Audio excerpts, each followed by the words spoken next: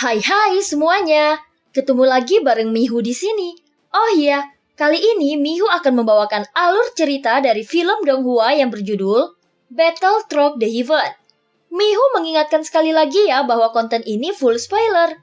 Mari siapkan cemilannya dan mari kita mulai alur ceritanya.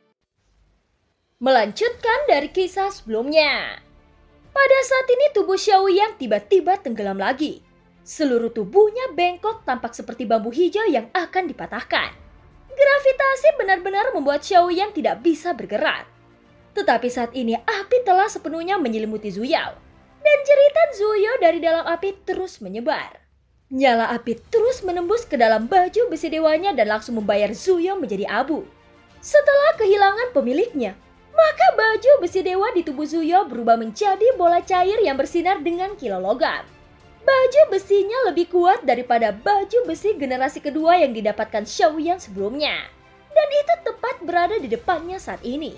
Namun tubuh Xiaoyan saat ini sudah tidak bisa bergerak untuk meraihnya. Meskipun tubuhnya telah dikendalikan, Xiaoyan masih memiliki kekuatan jiwa yang kuat. Sehingga dengan kekuatan jiwanya itu berubah menjadi telapak tangan yang hampir nyata di kampaan. Kemudian dia meraih bola cair itu. Pada saat yang sama beberapa sosok datang dari ujung yang jauh juga ingin merebutnya. Tetapi bola cair yang tepat di depan Xiaoyan telah ditarik oleh kekuatan jiwanya. Dan itu mendarat tepat di tubuh Xiaoyan. Pada saat yang sama terlihat bola cair itu tersebar di baju besi dewa milik Xiaoyan. Dan menutupi baju besi dewa generasi kedua miliknya dan penampilan baju besi dewanya sedikit berubah. Tentu saja hal yang paling jelas adalah warnanya yang terlihat lebih gelap dan memancarkan kesan kualitas yang lebih tinggi dari sebelumnya. Baju besi dewa milik Zuyo adalah generasi ketiga dan memiliki 3 kristal merah di dadanya. Tetapi dia telah kehilangan salah satunya di bawah serangan sebelumnya. Jadi meskipun berada di tubuh Xiaoyan, itu hanya ada 2 kristal merah. Pertahanan baju besi dewa milik Zuyo telah hancur total, tetapi tampaknya setelah bergabung dengan baju besi dewa generasi kedua milik Xiaoyan saat ini, itu sama seperti sebelumnya dan mereka saling memperbaiki. Bagaimana situasinya? Apakah orang ini memang terlalu kuat? Ucap beberapa sosok menjulang tinggi dari sisi yang jauh melihat pemandangan ini dengan takjub dan benar-benar terpana melihat tubuh Xiaoyan. Bajingan, dia telah membunuh Zuyo. Pasti ada yang salah dengan orang ini. Ucap seseorang segera membalas. Orang ini bahkan benar-benar menakutkan. Jawab orang lainnya. Pada saat berikutnya beberapa sosok di ujung melesat ke depan dan langsung muncul di depan Xiaoyan. Dasar pencuri, lepaskan baju besi dewa yang ada di tubuhmu. Teriak seseorang yang melayang tidak jauh dari Xiaoyan. Dia terlihat seperti seolah-olah atasan yang sedang memarahi bawahannya. Hah? Apa katamu? Jika kau memiliki kemampuan, datang dan lepaskan sendiri. Ucap Xiaoyan sambil mengangkat kepalanya menatap orang Taisu yang berbicara itu dengan tatapan tajam. Meskipun Xiaoyan ditekan oleh kehampaan yang berat saat ini, masih belum ada jejak ketakutan di matanya. Begitu Xiaoyan mengatakan ini, 4 orang Taisu itu langsung terdiam dan itu kedengarannya agak aneh. Mengapa kau bukan orang dari Taisu bisa menggunakan baju besi dewa milik kami? Kau tidak layak. Teriak pria Taisu itu meskipun beberapa orang mengepung Xiaoyan, mereka tidak segera menyerang. Cih, aku merebutnya berdasarkan kemampuanku. Jika kau memiliki kemampuan, ambil saja kembali jika kau mau. Jangan terlalu banyak bicara omong kosong. Atau apakah kau takut? Ucap Xiaoyan berbicara dengan tatapan tajam. Dengan kata-kata itu langsung mengenai hati para Taisu. Lagi pula mereka baru melihat dengan mata kepala sendiri bahwa Zuyo dibakar menjadi tumpukan abu dalam sekejap mata. Bukannya mereka tidak percaya pada Taisu, tetapi mereka tidak percaya diri saat ini. Orang yang ada di depan mereka benar-benar mengerikan. Adapun beberapa orang yang mengelilingi Xiaoyan menggunakan baju besi dewa generasi kedua yang telah dikenakan Xiaoyan sebelumnya. Dalam hal kekuatan pertahanan dan serangan, baju besi dewa milik Xiaoyan saat ini jelas lebih kuat dari baju besi dewa generasi kedua milik mereka. Hahaha, kau ditekan oleh kampan yang gelap dan berat, tidak masalah apakah kau mati atau tidak. Jangan berpura-pura tenang. Kau bahkan mungkin tidak bisa menggerakkan jarimu sekarang. Teriak pria Taisu dengan tatapan yang sinis. Mendengar kata-kata itu, Xiaoyan acuh tak acuh dan tidak menjawab. Sepertinya dia memberitahu orang di depannya dengan tindakan bahwa dia dapat melakukannya secara langsung jika dia memiliki kemampuan dan berhenti berbicara omong kosong di sini. Pada saat yang sama, ratusan monster Taisu sudah mulai menghancurkan secara perlahan dan perasaan tercekik yang mereka keluarkan membuat orang-orang terengah-engah. Untuk sementara waktu, pemandangan ini mengejutkan semua orang dari istana pemburu dewa termasuk Zuchi. Karena ada ratusan raksasa seperti itu dan sebelumnya Zuchi tidak pernah mengetahuinya. Jelas Taisu juga punya cara untuk bersembunyi. Mereka meninggalkan Zuchi dalam kegelapan dengan sengaja menciptakan ilusi bahwa Taisu tidak terlalu kuat apalagi menimbulkan ancaman bagi alam Xuanyan. Begitu sekarang Zuchi menyadari bahwa jika tidak ada sang ratu, maka istana pemburu dewanya benar-benar tidak ada apa-apanya dibandingkan dengan Taisu. Pada saat ini mereka berempat meraung ke arah Xiaoyan. Menatap Xiaoyan yang tidak bisa bergerak dan tidak memiliki pelindung kepala, maka semua serangan mereka ditujukan kepada kepala Xiaoyan. Adapun orang yang paling dekat dengan Xiaoyan memiliki pedang panjang hitam pekat yang melesat ke arah kepala Xiaoyan dengan kekuatan keabadian yang kuat. Dia berencana untuk langsung memotong kepala Xiaoyan dengan satu tebasan pedangnya. Pada saat ini kecepatannya sangat cepat, dan pedangnya juga bersinar dengan momentum yang sangat mengerikan. Tetapi saat sosoknya mendekati Xiaoyan, tiba-tiba terdengar suara teredam dan seluruh sosok orang yang memegang pedang panjang itu langsung bengkok. Berguling melepaskan kendali seolah-olah dia dipukul dengan keras. Tidak ada gerakan. Untuk beberapa saat, 3 orang lainnya juga terkejut menyaksikan pemandangan ini. Xiaoyan jelas tidak bergerak. Tapi bagaimana mungkin satu orang bisa terluka parah? Sial, ini benar-benar aneh. Jika orang ini bisa mengenakan baju besi dewa, pasti ada yang salah, ucap salah satu orang Taisu. Setelah salah satu terluka parah, 3 lainnya tiba-tiba mandek dan mereka semua tidak berani maju dengan mudah. Adegan ini secara alami mengejutkan kebanyakan sosok di belakang 100 monster Taisu. Dan pada saat yang sama di persegi raksasa yang jauh di belakang sebuah suara terdengar darinya. Orang ini, aku ingin dia hidup dan sisanya akan dimusnahkan, ucap suara yang berasal dari raksasa persegi. Suara itu terdengar sangat aneh karena tidak terdengar seperti suara manusia. Ya, kami mengerti Tuan Nu, jawab pasukan Taisu yang lainnya. Begitu kata-kata itu keluar, ada sosok yang berdiri di atas kepala monster Taisu.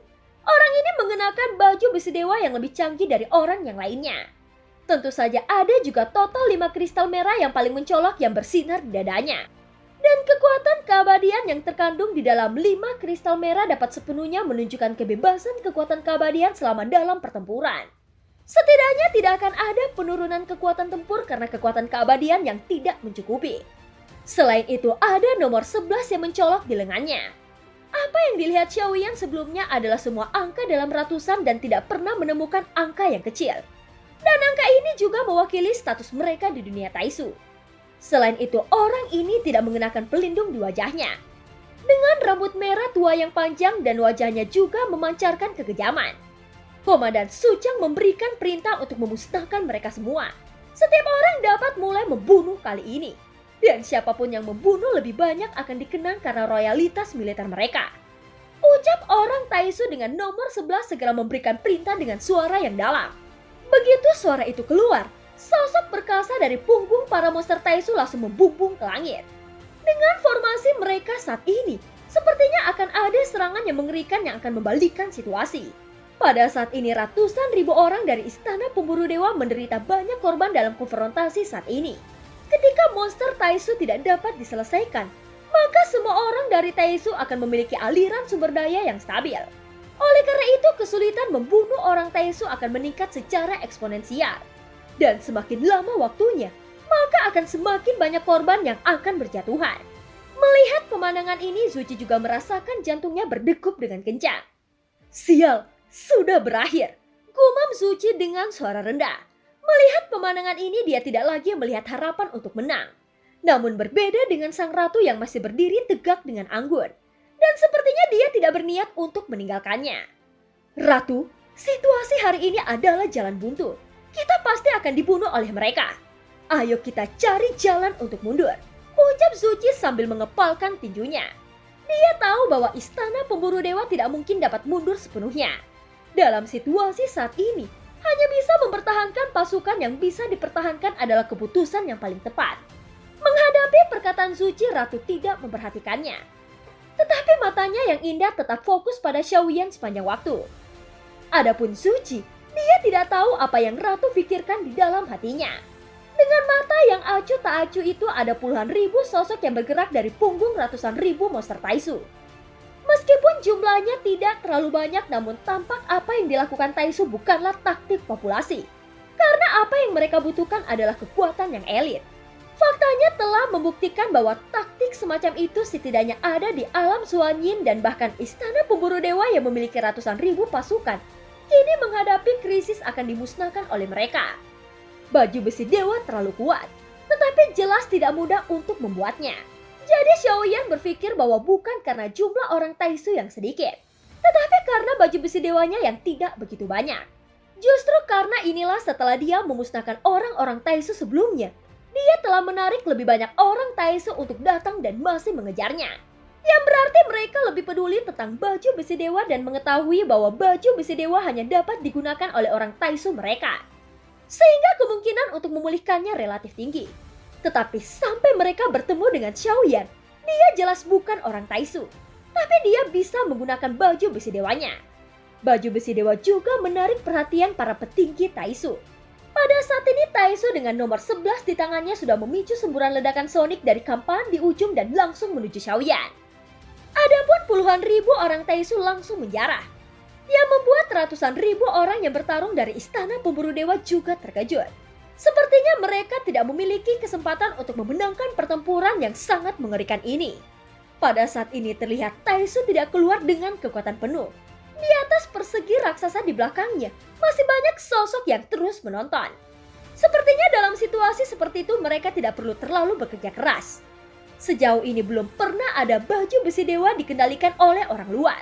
Orang ini harus diselidiki dengan ketat dan setelah dia ditangkap, kita harus menyelusuri jiwanya dengan hati-hati.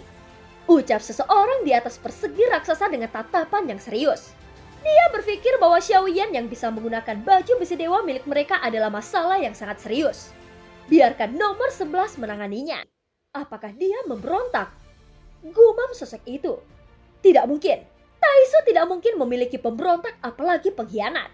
Selain itu, orang tanpa jiwa tidak mungkin bisa memberontak. Tidak mungkin bagi siapapun di dunia ini untuk memecahkan rahasia terlarang dari baju besi dewa. Terutama larangan garis keturunan yang dapat dikendalikan oleh garis keturunan Taisu. Ucap sosok lainnya. Orang ini sangat kuat. Kita tidak pernah memiliki seseorang dengan kekuatan seperti itu di Taisu. Jadi siapa dia? Pada saat ini terdengar suara-suara dari kerumunan Taisu yang berada di atas persegi raksasa. Pada saat ini nomor 11 mendekati Xiaoyan dengan kecepatan yang sangat cepat dan langsung menyerang Xiaoyan. Kemudian beberapa orang yang mengelilingi Xiaoyan sebelumnya mundur dan itu tampak memberikan hormat. Dia mengulurkan telapak tangannya ke arah Xiaoyan berniat untuk meraih Xiaoyan secara langsung. Pada saat ini Xiaoyan memandangi orang yang mendekat dan matanya tertuju pada 5 kristal merah yang berada pada baju besi dewanya.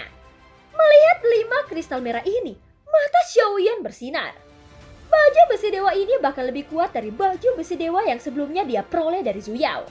Jadi secara alami akan lebih baik jika bisa mendapatkan baju besi dewa yang lebih kuat. Hanya saja Xiaoyan benar-benar tidak bisa bergerak saat ini.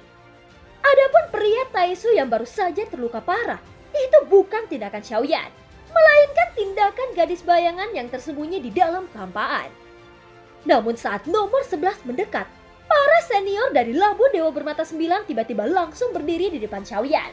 Melihat beberapa orang yang muncul, kecepatan Taisu nomor 11 diperlambat. Pada saat yang sama cairan mengalir di lengannya dan berubah menjadi palu godam yang besar. Dengan palu godam yang berkilau di tangannya, kemudian dia melesat dengan sangat cepat. Dan kekuatan keabadian melonjak dalam sekejap mata lalu dia menghantam semua orang dengan keras.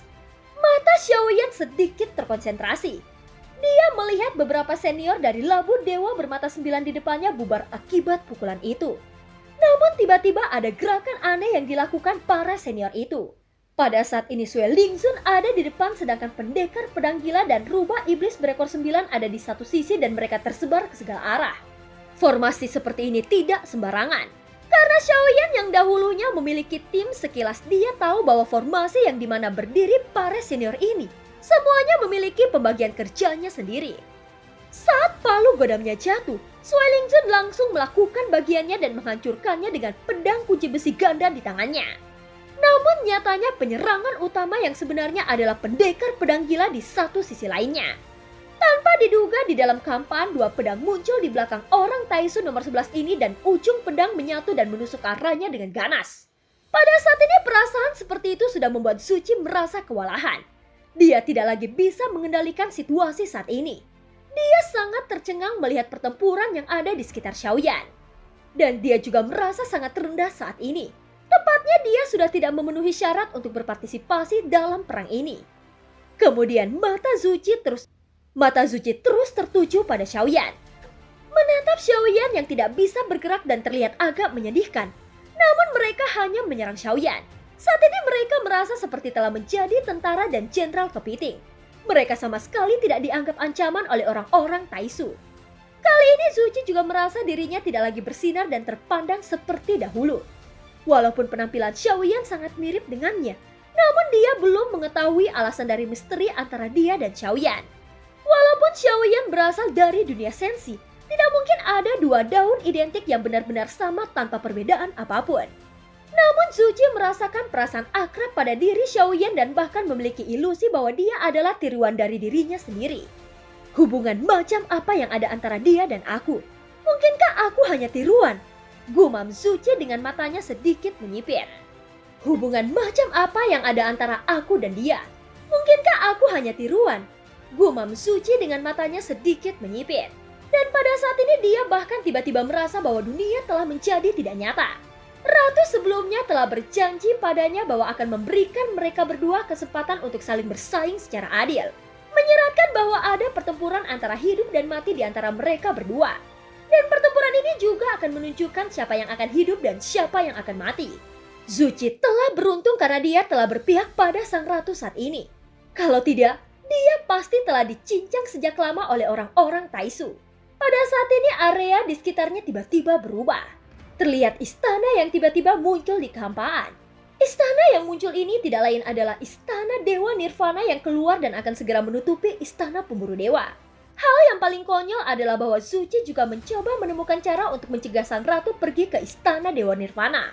Pada saat ini dia tiba-tiba melihat istana Dewa Nirvana telah muncul. Dia menunjukkan senyum yang sangat mencela dirinya sendiri. Perang ini sepertinya tidak ada hubungannya dengannya. Sepertinya sang ratu dan Xiaoyan hanya mempermainkan istana pemburu dewa. Istana Dewa Nirvana langsung mengubah kehampaan ini menjadi ruang nyata dan aura kuno langsung menyebar. Melihat melalui pilar batu di ujung ada aula megah yang perlahan mengembun. Seberkas cahaya bintang terus menjarah ke arah aula utama dari segala arah. Tepat saat cahaya bintang itu mendarat di depan aula utama, cahaya bintang berubah menjadi sosok.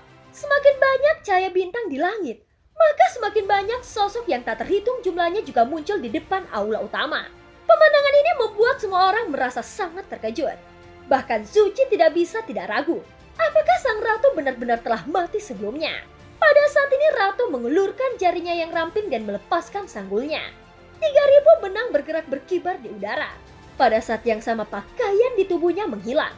Tetapi dia langsung diselimuti oleh cahaya yang kuat. Dan bisa dilihat keindahan yang tidak tertandingi di dunia ini. Meskipun tidak montok seperti sisik warna-warni, itu memancarkan perasaan yang begitu halus dan sempurna. Meskipun Xiaoyan masih menolak di dalam hatinya, namun matanya tidak tahu kapan harus melihat ke samping sang ratu. Dibandingkan dengan orang lain yang hanya bisa membayangkan, bahkan Xiaoyan yang telah melihat tubuh asli sang ratu masih memiliki detak jantung yang tidak terkendalikan. Bukan karena Xiaoyan tidak bisa mengendalikan wanita yang dilihatnya, tetapi wanita yang dilihatnya saat ini memang benar-benar terlalu mempesona. Sekilas sang ratu tidak merasa luar biasa.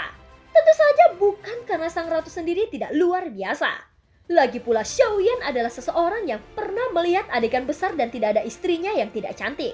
Setelah cahaya pada sang ratu menghilang, dia telah berganti menggunakan jubah sutraponik emas dan mahkota emas kecil di atas kepalanya.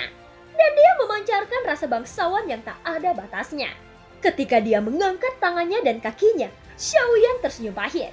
Berpikir bahwa seorang wanita tetaplah seorang wanita, bahkan jika dia menjadi dewa, dia tetaplah seorang wanita. Mereka tidak lupa mengganti pakaiannya bahkan di medan perang. Tidak hanya itu, dia melihat sosok yang datang dari belakang sang ratu. Pada saat yang sama, hantu besar muncul perlahan di bawah tubuhnya. Seekor naga emas raksasa menghampiri sang ratu. Ada singgasana di tanduk naganya dan ditutupi dengan selimut yang lembut. Kemudian sang ratu duduk dengan santai di atasnya. Xiaoyan yang melihat pemandangan ini sedikit mengangguk dan terkejut.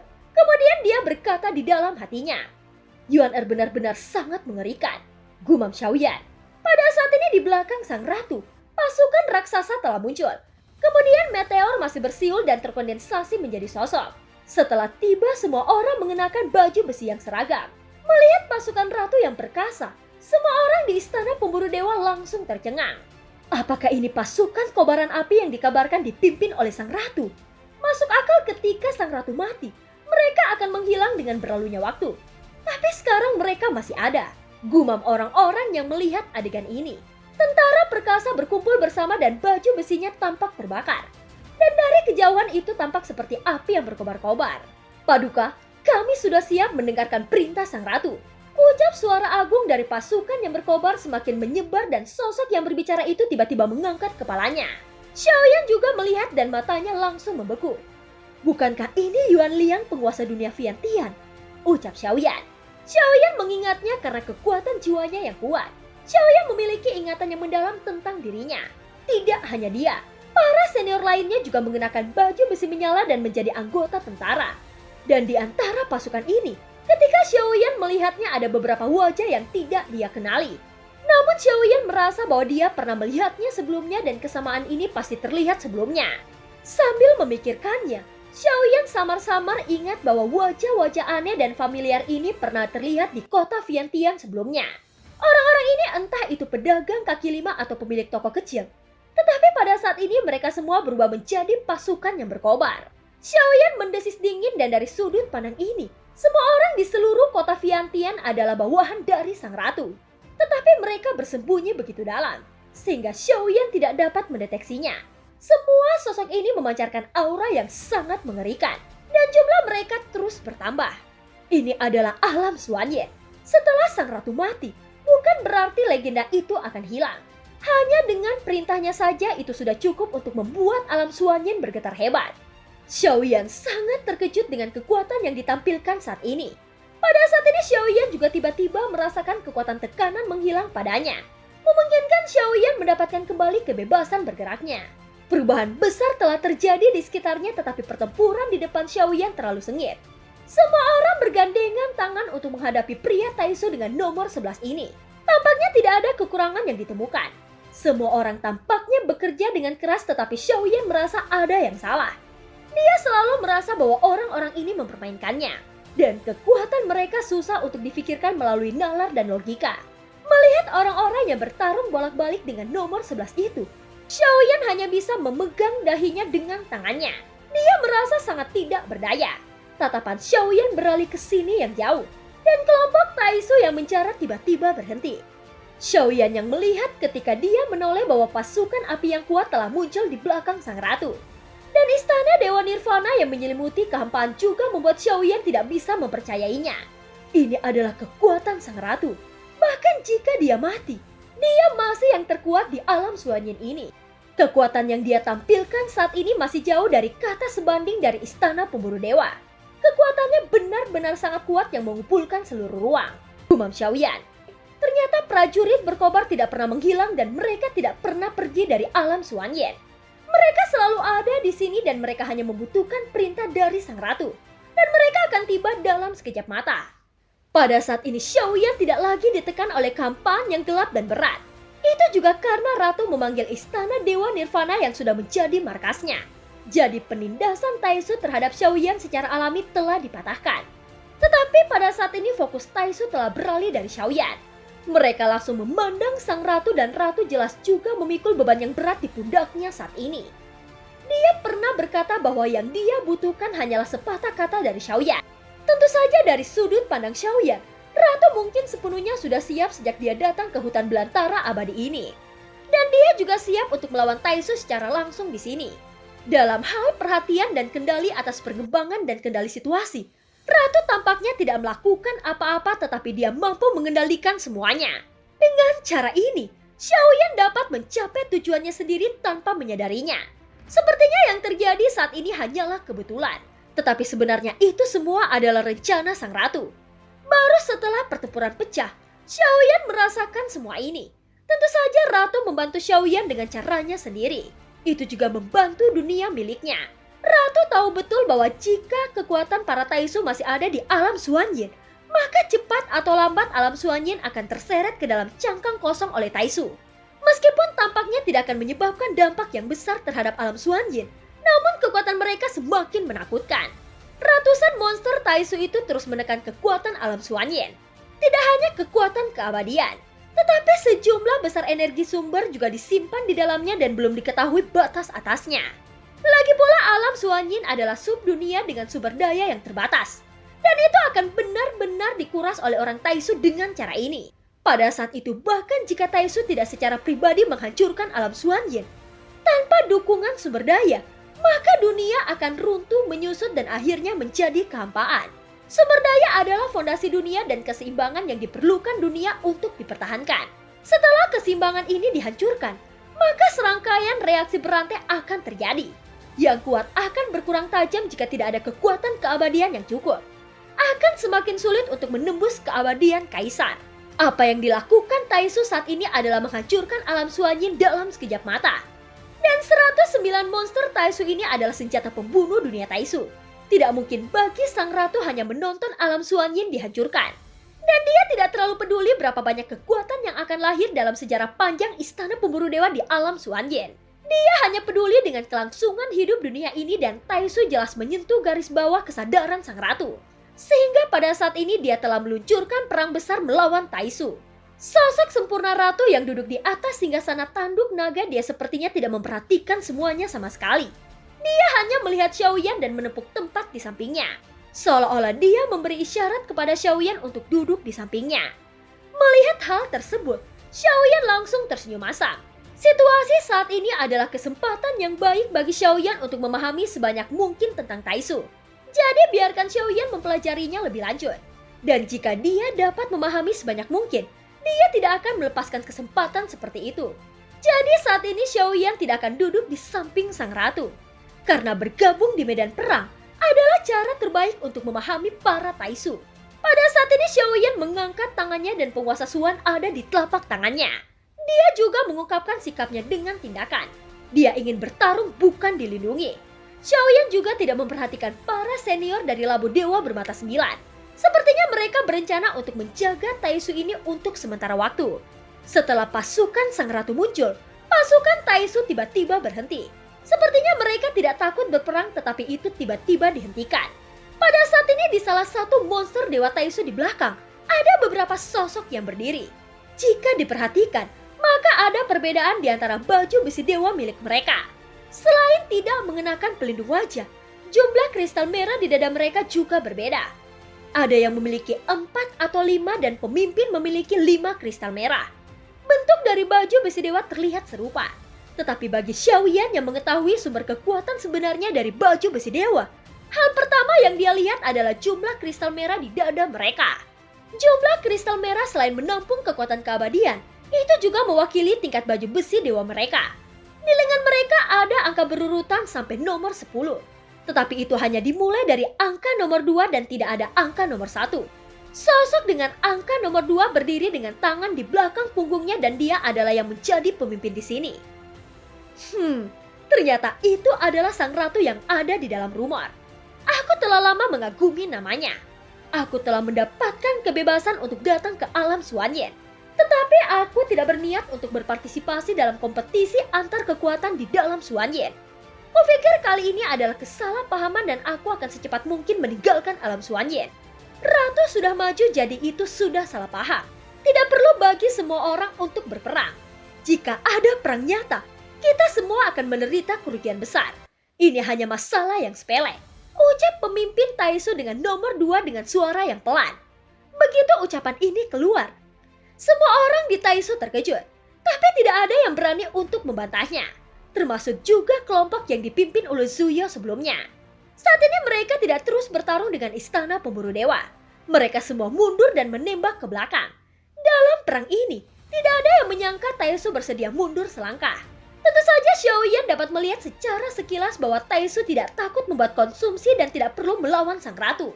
Tujuan mereka hanya untuk mengambil sumber daya dan setelah itu mengarahkan pedang mereka ke Sensi. Ini memang kesalahpahaman, ucap suara ratu terdengar dari singgasananya. Ketika nomor 2 mendengar kata-kata ini, sudut mulutnya sedikit terangkat dan seringnya jijik muncul di wajahnya. Dia merasa bahwa ratu benar-benar taat. Jika itu masalahnya maka kau dapat mundur. Kedua belah pihak telah menderita kerugian yang besar dalam perang ini, sehingga dapat dianggap sebagai penyelesaian. Mulai sekarang, jika kau tidak memprovokasiku biarkan saja, ucap sosok Taesu nomor 2 sambil melambaikan tangannya dan nadanya tiba-tiba menjadi jauh lebih bangga. Adapun ratu tersenyum manis dan alih-alih menjawab, dia mengangkat jarinya dengan ringan. Dan banyak pasukan yang diam tiba-tiba bergegas keluar seperti air pasang dan langsung menuju prajurit Taesu. Pada saat ini nomor 2 tiba-tiba terkejut. Dia tidak pernah menyangka ratu akan melancarkan serangan entah dari mana dan langsung membuatnya tidak bisa berkata-kata. Sial, apakah kau ingin memulai perang dengan Taesu? Teriak Taesu nomor 2 sambil memandang sang ratu. Aku tidak terlalu memikirkannya. Jika kau ingin keluar dari alam Suanyin sekarang, pertempuran ini dapat dihindari. Namun tentu saja premisnya adalah kau harus meninggalkan semua monster Taesu ini. Ucap ratu menjawabnya dan nadanya sedikit keras. Yang tidak diragukan lagi sepertinya saat ini dia benar-benar memiliki sikap seorang ratu. Dan hal yang dimaksudkan oleh sang ratu adalah ratusan monster Taesu yang sangat besar.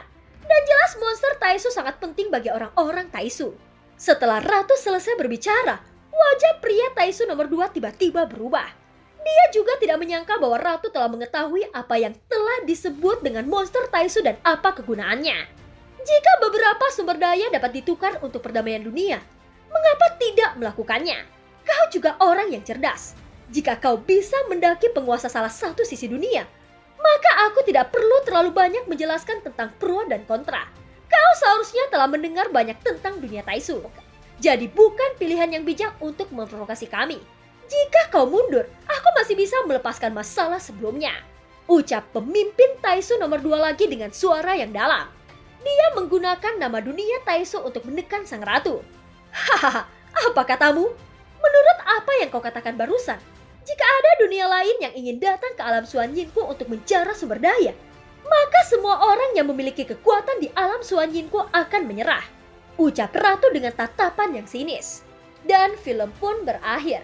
Terima kasih udah dengerin Mihu dari awal sampai akhir ya. Sampai jumpa.